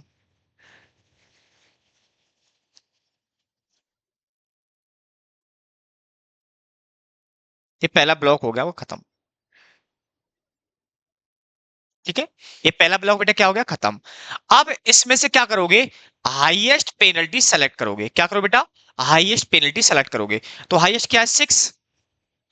इसके सामने जो मिनिमम कॉस्ट है, उस मिनिमम कॉस्ट पर एलोकेशन दे दो। तो यहां पर 0 है, तो 0 दो। डिमांड कितनी है, 110 की। सप्लाई कितनी है, 250 की। तो हम कितना दे पाएंगे इसको, हम इसको दे पाएंगे मेरे बच्चे कितना, ओनली फॉर 110। आपके स्टेडीमेट में जो वैल्यूज है उसको ब्रैकेट में डाला है, हम इसको डाल रहे हैं, ठीक है ना, कोई प्रॉब्लम नहीं है। ये हो जाएगा 0। यहां पर अभी भी रह जाएगा, 250 में से गए तो 110 गए तो बचेगा 140। तो अभी भी यहाँ पर 140 का कंटेंट बचा हुआ है, और जिधर है उसको कर दो आप डिलीट, ऐसे 0। तो अब यहाँ पर पेनल्टी नहीं आएगी, ठीक है। अब सेकंड स्टार्ट कर दो फेज, वही पेनल्टी निकालने आपको। अब यहाँ देखो क्या है, 6 और 7 आ जाएगा 1। इसके बाद 4 और 5 आ जाएगा 1। इसका 5 5 आएगा 0। इसके बाद यहाँ आ जाओ, 8 5 7 है तो क्या, 5 7 में 2। यहाँ कितना है, यहाँ तो चेंज नहीं होगा, ये हो गया 0। ये सेकंड फेज भी आपका खत्म हो गया।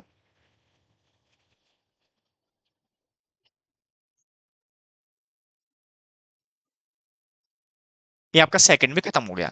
फिर हाईएस्ट पेनल्टी सेलेक्ट करो। हाईएस्ट कितना बताओ, 2। 2 में आ जाओ। 2 में मिनिमम कॉस्ट 5 है, 300 की डिमांड है, 320 की सप्लाई है, तो 300 डिमांड हो जाएगी पूरी।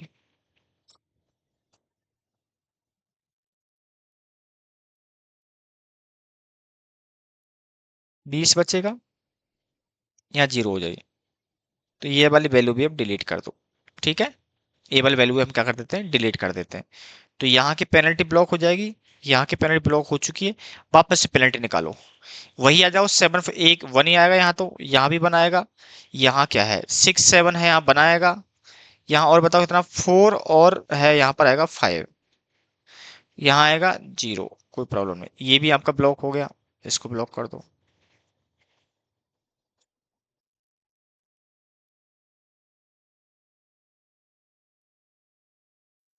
ठीक है, ये भी ब्लॉक हो गया। फिर वही अब हाईएस्ट पेनल्टी देख लो। हाईएस्ट पेनल्टी 5 है, मिनिमम कॉस्ट 4 है, डिमांड सप्लाई 20 की है। ये है भैया 20 ही दे सकते हैं हम। 0, यहाँ पर 240, ये हो जाएगी यहाँ से डिलीट। फिर वापस पेनल्टी निकालो, यहाँ पर 1 ही आएगा, यहाँ पर 0 ही आएगा। ये ब्लॉक हो चुका है, यहाँ से यहाँ आ जाओ। तो यहाँ आप देखोगे तो हमारे पास ये दो बचे हैं, तो आएगा 2। ये ब्लॉक हो चुकी है, ये भी ब्लॉक हो चुकी है। 6 5 में से 1 आएगा, यहाँ पर हाईएस्ट है 2। इसको फिर वापस से ब्लॉक कर दो। आप इसको निकालते रहोगे तब तक कि पूरी डिमांड सप्लाई आपकी एलोकेट ना हो जाए, ठीक है। तो हाईएस्ट हम बस 2 आ गया। 2 में देख लो ये 5 है, 240 है, तो 240 आप यहाँ दे दो। 240 आप, अरे क्या कर रहा हूँ भाई, ये मैं तो कलर तो दूसरा चेंज किया था मैंने। 240 यहाँ दे दो, ये 0 हो जाएगा, ये यहाँ पर 40 बचेगा। यहाँ पर 140 दे दो, ऑप्शन नहीं बचा, ये तो 0 हो गया ना, तो कट ही जाएगी ये तो। 140 यहाँ दे दो, यहाँ 0 है, यहाँ 40 दे दो। तो ये हो गया 180 0। ये भी हो जाएगा 0 और ये भी हो जाएगा 0। ठीक है, ये आपस एलोकेशन टेबल आ गई है। ठीक है। अब आपको यहीं से देखना कि बेसिक फिजिबल सॉल्यूशन आपके पास रिजल्ट क्या आ रहा है। आपको देखना पड़ेगा बेसिक फिजिबल सॉल्यूशन रिजल्ट क्या आ रहा है। रिजल्ट आपको देखना पड़ेगा m+n-1 जो है वो आपके नंबर ऑफ एलोकेशन बराबर है या उससे ज्यादा है या उससे कम है। फिर आपको देखना पड़ेगा ऑप्टिमलिटी टेस्ट है या नहीं है। अब मैं यहाँ चेक करने की कोशिश करूं, m+n-1 is equal to number of allocation कितना है। तो m+n- कितना हो गया, 1 2 3 4, 4 3 7, कहूँ तो 7 तो ये हो गया। ठीक है, यहाँ देख लो 1 2 3 4 5 6। अच्छा वो ब्लॉक नहीं किया, 1 मिनट रुक जाओ और इसको मैं को हटा देता हूँ 20 ना।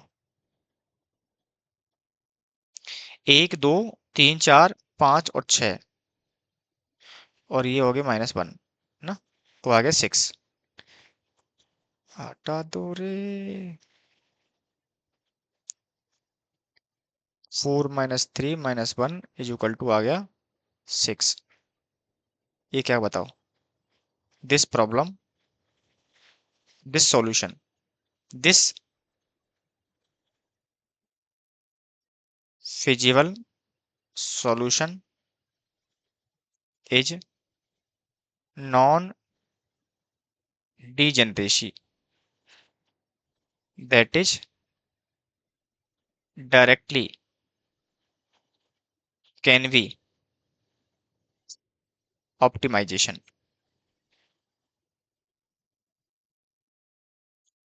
मेरी बात समझ में आ गई है।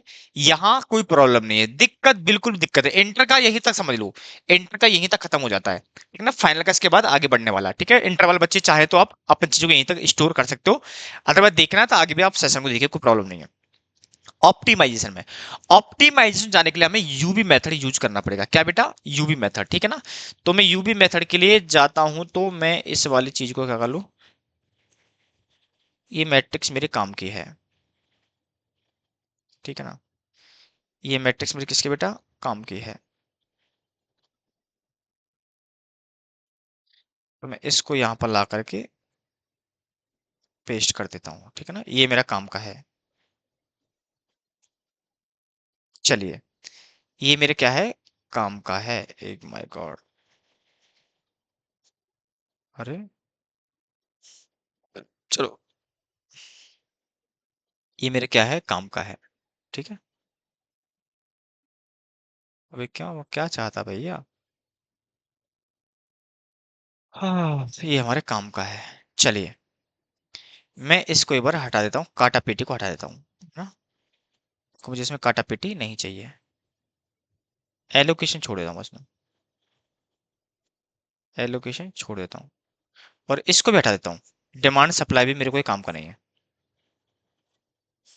जो ऊपर टेबल दे रखी है उस टेबल को बिल्कुल फ्रेश उतारना है, इंक्लूडिंग एलोकेशन, ठीक है। एलोकेशन मत हटा देना, 1 2 3 4 5 6 ना। हाँ, एलोकेशन मत हटा देना, कॉस्ट एलिमेंट मत हटा देना, इस टेबल बिल्कुल फ्रेशली, ऊपर वाले टेबल, ये वाला जो बॉक्स है, इस वाले बॉक्स को बिल्कुल फ्रेश नीचे नोट करना है आपको, बिल्कुल फ्रेश नोट करना है, ठीक है। चलिए, मैंने इसको उतार लिया। अब मैं बताओ क्या कर रहा हूँ, ऑप्टिमिलिटी टेस्ट मैट्रिक्स। अब हम यहाँ पर आ रहे हैं। अब हम क्या करेंगे, इसके अंदर u और v की वैल्यू निकालेंगे। मैंने आपको समझाया था, यहाँ बाकायदा लिखवाया था सारी बातें, नहीं लिखवाई थी क्या, देख लो एक बार, मैं लिखवाया होगा आपके लिए, लिखवाया हूँ आपके लिए। ये रहा नंबर ऑफ रो, जो हमारे पास आई है वो नंबर ऑफ रो है, यहाँ चाहो तो लिख लो, यू आई और वी जे, ये रो का है, ये आपके कॉलम का है, ठीक है ना। चलो, आपको बताओ क्या निकालना है ना। अब आपको क्या निकालना है, क्या मैं इनको भी हटा दूं यहां से, चाहूं तो मैं इनको ऊपर लिख देता हूँ ना, C1 C2 C3 CD, M1 M2 M3। मुझे बताओ क्या निकालना है, मुझे निकालना है यू आई। रो का मतलब क्या है, यू आई, देखो रो का मतलब क्या है, यू आई, इसका क्या है, बीजे, ठीक है। तो रो ये रही, रो ये रही, रो ये रही, तो मैं करूंगा यू आई या U1 ना, U2,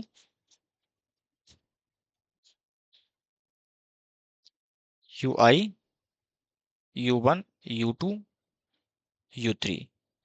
यहाँ पर क्या है, V1, V2, V3, V4।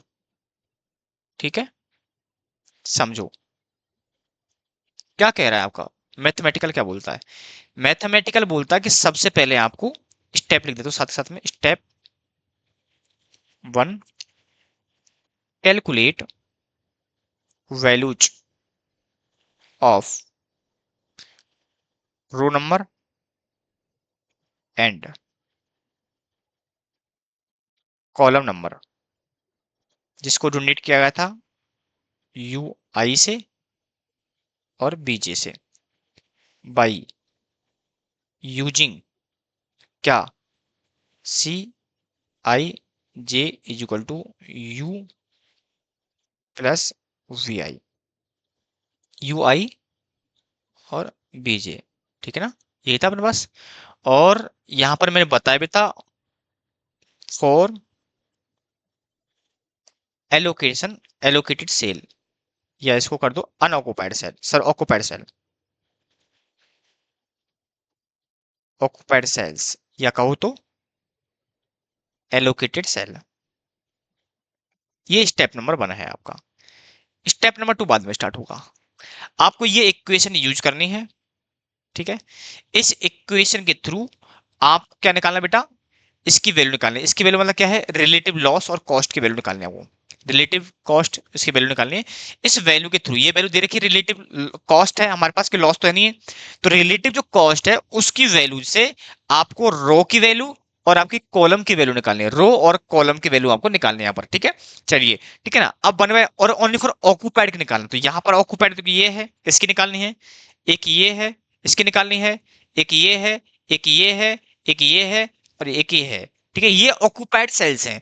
इन ऑक्यूपाइड सेल के माध्यम से आप क्या निकालोगे, इनकी वैल्यू निकालोगे। यू की वैल्यू निकालो, ये रही यू। वी की वैल्यू निकालोगे, ये रही वी।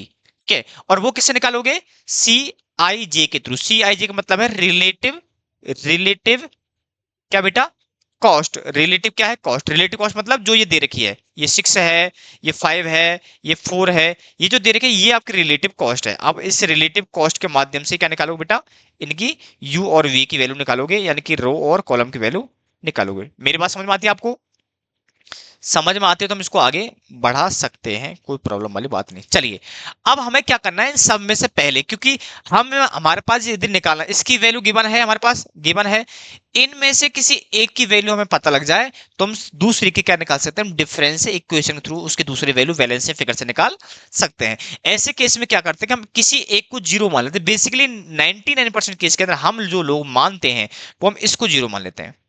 आप किसी को जीरो ले सकते हो, कोई इशू नहीं है, बट बेसिकली हम U1 की वैल्यू को हम क्या लेते हैं, जीरो लेते हैं। अब चलो, जीरो, ये मेरे पास सी आई जे दे रखा है। अब देखो, पहले मैं निकाल रहा हूं सी I J is equal to क्या करना बताओ, सी आई जे का मतलब क्या है, सी आई का मतलब क्या बेटा, रो, जे का मतलब क्या है बताओ, कॉलम, यही ना।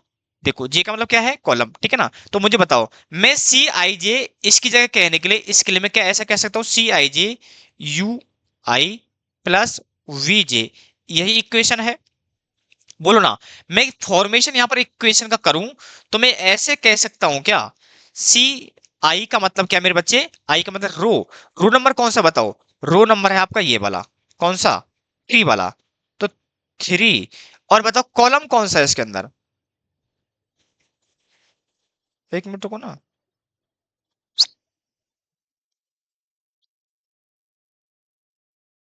रो 1 है, कॉलम 3 है ना, हाँ, रो 1 है और कॉलम 3 है। ठीक है, ये कर सकता हूं। दूसरे में पर रो 1 है, 4 है, तो C1 4, फिर ऐसे निकालो C2, C2 और ये 1 है, इसके अलावा C2 और वो भी 2 है, इसके अलावा क्या है, C3 रो 2 है, इसके अलावा बेटा क्या है मेरे पास बताओ, C3 है और ये 2 है, सॉरी ये भी 3 है। तो मेरे पास ये फिगर्स निकल करके आ गए इस तरीके से।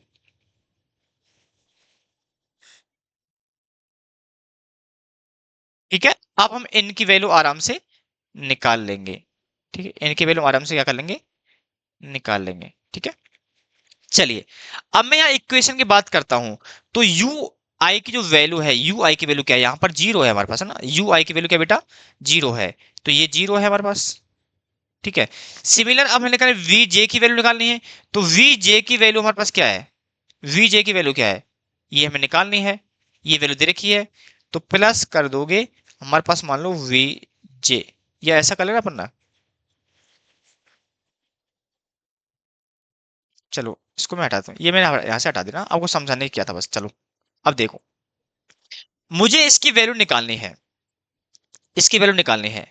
ठीक है, इसकी वैल्यू निकालनी है, इसकी ये दे रखी है, मुझे ये वैल्यू निकालनी है। तो मैं क्या करूंगा, ये रहा मेरे सीजीआई, तो कितना है मेरे पास, कॉस्ट लिमिट कितना, 6। ये जो है इक्वल होगा इसके और इसके टोटल का। ये जीरो है, प्लस हमारे पास वी थ्री हमें पता नहीं है, तो हमारे पास वी थ्री निकालना है। क्या आएगा, 6। बोलो, V3 कितना आएगा, 6। इन दोनों को ऐड करूंगा तो ये आएगा, ये जीरो है, इसमें कितना ऐड करूं जिससे 6 हो जाए, ये 6 है, ये जीरो है, यदि मैं इसमें कितनी वैल्यू ऐड करूं जिससे 6 हो जाए, मेरी बात समझ में आ रही है। तो आप इक्वेशन के थ्रू भी निकाल सकते हो, मैं इक्वेशन फॉर्म कर दूंगा, एक एक के लिए कर देता हूं, कंफ्यूज हो जाता है, कंफ्यूज बढ़ जाता है। चलो यहाँ देखो, सी आई जे के लिए C1 और 3, ठीक है, इज इक्वल टू सी, हमारे पास क्या बेटा, V1 प्लस, सॉरी वी नहीं है, यू है ना ये तो, हाँ, U1 प्लस V3। सी जे की वैल्यू हमारे पास दे रखी है 6, ऊपर देखो 6, इसकी वैल्यू जीरो दे रखी है, हमने माना है। इसकी वैल्यू हमें नहीं पता V3 की, तो बताओ कैसे निकलेगी। गुरुजी सिंपल है, V3 इधर रहने दो, 6 माइनस जीरो हो जाएगा, इज इक्वल टू V3। तो V3 बता कितना आ गया, V3 इज इक्वल टू आ गया 6। मेरी बात क्लियर है। सिमिलर में एक वैल्यू और निकाल के दिखा देता हूं आपके लिए। ठीक है, ये हो गया अपने पास, ये कितना आ गया मेरे बच्चे, पुट करते जाना इमीडिएटली, ये आ गया पॉजिटिव में 6। अब इसकी देख लो, इसकी वैल्यू निकाल लो, ये वैल्यू है जीरो, तो यहां देखो, तो जो मेरे पास ये लिखा हुआ C14 जो है is equal to U1 plus आएगा यू सॉरी V4। ठीक है, ये मेरे पास कितना है बेटा, जीरो, इज इक्वल टू ये भी जीरो है। मैं कितना ऐड करूं जिससे ये हो जाए मेरे पास, निकल के आ जाए, तो मैं जीरो प्लस जीरो करूंगा तो आएगी जीरो। ठीक है, तो यहाँ पे क्या लेता हूँ बेटा मैं, जीरो, क्या लेता हूँ मैं, जीरो। ठीक है ना, अभी ये चीजें ऐसे ही कैलकुलेट करनी है आपको, मैं इसको यहाँ से हटा रहा हूँ, ये आपको अब ऐसे ही कैलकुलेट करनी है। एक दो क्वेश्चन आप नॉर्मल कर सकते हो, अदरवाइज सीधे जा सकते हो। ठीक है, अब मैं सीधा निकालूंगा, देखो यहाँ पर 5 है, मैं इसमें कितनी वैल्यू ऐड करूं, इसमें कितनी वैल्यू ऐड करूं जिससे इसकी और इसकी वैल्यू निकल कर, बट निकलेगी नहीं यहां से, क्यों नहीं निकले बताओ, इसकी वैल्यू नहीं पता और इसकी भी वैल्यू नहीं पता, इस केस के अंदर इसकी भी वैल्यू नहीं पता हमें, और इस केस में इसकी वैल्यू नहीं पता, हमारे पास ये पता है। तो हम यानी कि इसकी वैल्यू, क्योंकि हमें ध्यान रखना एक को ही जीरो मानना है आपको, ऐसे नहीं फिर वापस यहाँ जीरो मान लेना, एक बार ही जीरो मानना है आपको। अब देखो, अब हम क्या कर सकते हैं इसके लिए, अब हमें इसकी वैल्यू भी नहीं पता, इसकी वैल्यू भी नहीं पता, इसकी वैल्यू भी नहीं पता, क्योंकि हम यहां से इसकी निकाल सकते हैं, यहां से इसकी निकाल, ऑक्यूपाइड के कॉरस्पॉन्डिंग निकाल सकते हैं ना, लेकिन हम यहां पर निकालने के लिए हमारे पास कोई है नहीं है, तो ये यहां से नहीं मूव कर सकता। तो हम क्या करेंगे, हमारे पास नीचे इसके कॉरस्पॉन्डिंग देंगे, इसके लिए यू वी थ्री की वैल्यू देखिए, तो मैं यू थ्री की वैल्यू निकालनी, तो हम क्या करेंगे, देखो ये और ये वाली वैल्यू और ये वाली दोनों को ऐड करूंगा तो टोटल ये आना चाहिए ना। तो मुझे बताओ इसमें कितनी वैल्यू प्लस माइनस करूं जिससे टोटल ये आ जाए, तो पूरी -1। अब देखो 6 में से -1 कर दूं, 5 आ जाएगा। मेरी बात वापस सुनो, मैं क्या कह रहा हूं, आप सिंपली आपको कंसेप्चुअली बेसिस समझना पड़ेगा ना आपको।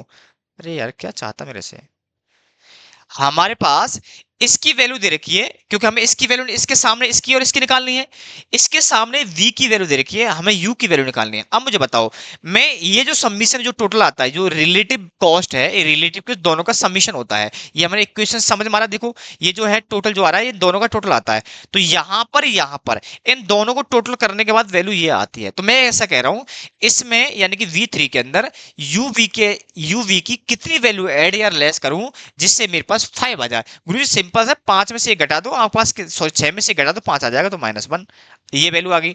अब देखो यहां से हमें यहां भी आ गया, यहां भी आ गया। अब देखो इसकी वैल्यू भी मैं दे रखी है, तो ये या इससे निकल के आ जाएगी। अब मेरे पास बताओ, मैं इसमें V3 यानी कि V3 U3 के अंदर कितनी वैल्यू ऐड ऑन लेस करूं जिससे मेरे पास V2 की वैल्यू के यानी कि 5 आ जाए। ठीक है, तो 5 में से है माइनस, तो कर दो क्या 6, 6 में से -1 करो, 5 आ जाएगा।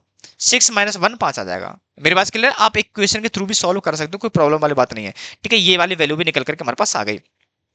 तो मेरे पास बताओ कितना आ रहा है। आ गया ना। हाँ, ठीक है, ये आ गया। अब हमारा इसकी वैल्यू नहीं है, इसकी वैल्यू इसके थ्रू निकल के आ जाएगी। 6 6 है, ऑक्यूपाइड सेल में देखना ना, यहाँ से इसकी वैल्यू नहीं है तो, लेकिन इसकी वैल्यू तो है। तो 6 में से मैं कितना प्लस माइनस करूँ, 4 आ जाए, तो -2 कर दो। 6 - 2 4 आ जाएगा। ठीक है, अब इसके थ्रू और निकालो, अब इसकी वैल्यू आ गई, इसकी निकल के आएगी।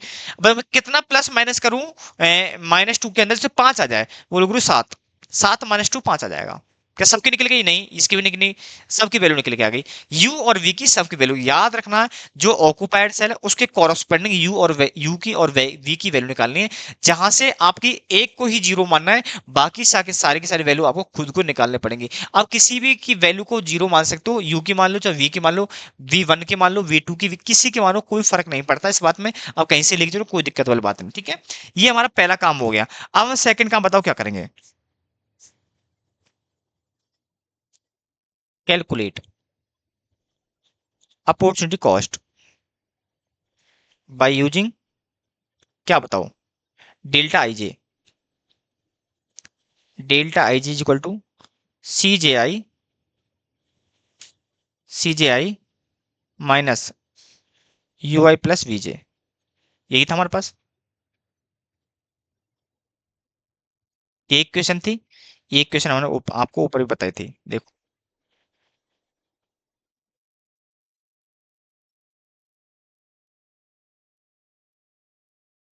ये देखो, ये प्लस बीजे, इन दोनों की वैल्यू को ऐड करना है, इसमें से लेस करना है, फिर आपको देखना पड़ेगा पॉजिटिव आ रही सारी सारी या फिर कोई वैल्यू नेगेटिव आ रही है। ठीक है ना, तो निकाल लो। तो मैं यहाँ निकाल लूँ, क्योंकि मुझे यहाँ चाहिए का है। मैं छोटा कर ले थोड़ा सा इसको, थोड़ा छोटा कर रहा हूँ इसको, जिससे मुझे सारी चीजें यहाँ समझ में आ जाए। चलो,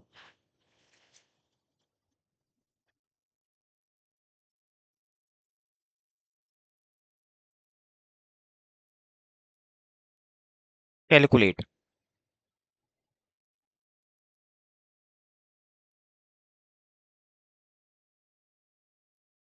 कैलकुलेट अपॉर्चुनिटी कॉस्ट,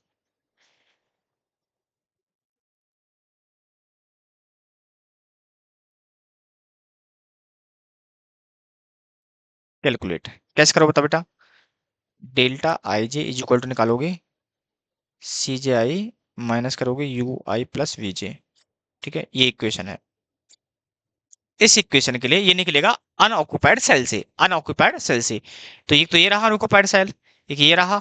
ठीक है, आपको देखने पड़ेंगे, ये रहे, ये रहे, ये ऑक्युपाइड, ये रहे, ये रहे, ये रहे और ये रहे। ठीक है ना, अब कैसे निकलेगा, डेल्टा आई जे, डेल्टा आई जे मतलब कौन कौन से अनऑक्युपाइड है।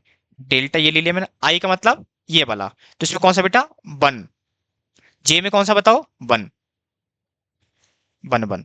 ठीक है, डेल्टा इसका सा है 1 2 है। ठीक है, इधर आ जाओ, 1 2 हो गया। ठीक है, इसके अलावा डेल्टा कौन सा बताओ बेटा, यहां पर है 2 3। डेल्टा कौन सा बताओ 2 4। डेल्टा बताओ कौन सा अनऑक्युपाइड है 1 के बाद कौन सा बेटा बताओ, सॉरी 3 है, 3 और 1 है। इसके अलावा बताओ क्या है, ये है डेल्टा 3 है, दूसरा 4 है। ठीक है, ये आपको वैल्यू आपको निकालनी है इसकी। निकालो आराम से, देखो कितना आ रहा है आपके पास। आपने वो वैल्यू तो निकाली है, कौन सी, सी जे आई, सी जे आई, सी जे मतलब क्या है बताओ, जो आपका कॉस्ट एलिमेंट है, कॉस्ट एलिमेंट कितना है 8, 8 माइनस करो यू और वे की वैल्यू, इसकी कितनी, यू की कितनी बेटा, ओ माय गॉड नीचे चला गया। हाँ, इसकी कितनी बताओ 0, और ये रहा 0 + 7 कितना आ रहा है बेटा बताओ, ये हो गया 1। ठीक है, यहाँ आ जाओ, यहाँ 1 2 का, 1 2 का, ये रहा 1 2 का 1, ये रहा 2, ये रहा कितना बेटा बताओ 7। 7 माइनस कितना है इसका, कितना है 0 और 6, 0 प्लस 6 कितना आ रहा है बेटा बताओ, 1 आ रहा है। इसके अलावा 2 3 का, ये रहा 2 और मेरा 2 और ये था 3, इसकी कितनी है -2 और 6, तो मैं कह दूं -2 प्लस 6, और इसके सीजे वैल्यू कितनी है 9, 9 माइनस, ठीक है। सिमिलर यहाँ पर आप आ जाओ, तीसरा ये ना ये तो, हाँ तो ये इतना नीचे कैसे आ गया ये,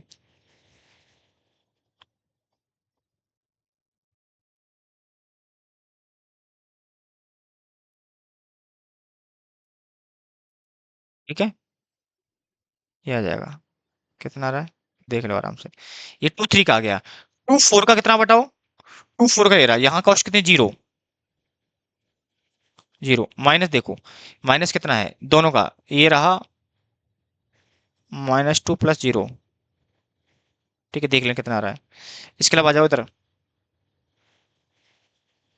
ये आ गया 7 माइनस कितना आ रहा बताओ, ये है -1 और ये 7, तो 7 प्लस -1, ठीक है ना। इस लास्ट में क्या बताओ, 0 माइनस कितना आ रहा है, 0 -1, 0 प्लस -1, तो कितना आ रहा है, ये कितना आ गया, ये माइनस है, माइनस प्लस प्लस 1, ये बना जाएगा, ये माइनस प्लस है -6, ये बना जाएगा, या कितना है माइनस प्लस है ये, तो माइनस माइनस प्लस यानी 2 आ जाएगा, या कितना आ रहा है बताओ 4.5, तो बताओ ऑल वैल्यू पॉजिटिव है हमारी, ऑल वैल्यू पॉजिटिव है, 0 0 ज्यादा है, इसका मतलब दिस सॉल्यूशन ऑप्टिमम सॉल्यूशन, ठीक है ना। तो हमने ऊपर नीचे देख सकते हैं, वैल्यू ऑफ, स्टेप 2 के बाद ना, all values of opportunity cost, that is delta ij is positive, that is this solution is optimum, this solution is optimum. यदि एक भी वैल्यू नेगेटिव आती तो मैं फिर लूप क्रिएट करता, ठीक है। तो अब निकाल दो क्या, टोटल अपॉर्चुनिटी कॉस्ट कैसे निकले बताओ, अब डाल दो, कोई प्रॉब्लम नहीं है, सेम है तो इसमें प्रॉब्लम कुछ है नहीं है, तो निकाल डालो कितना आ रहा है, ये आ रहा है 140 मल्टीप्लाई बाई 6, 10 0, 300 मल्टीप्लाई 5,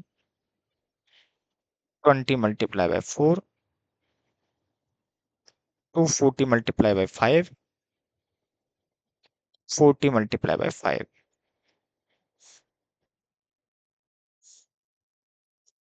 निकाल दो कितना आ रहा है, 140 into 6, 3 into 5, 20 into 4, 240 multiply by 5, 40 multiply by 5, मेरे 3820 आ रहा है,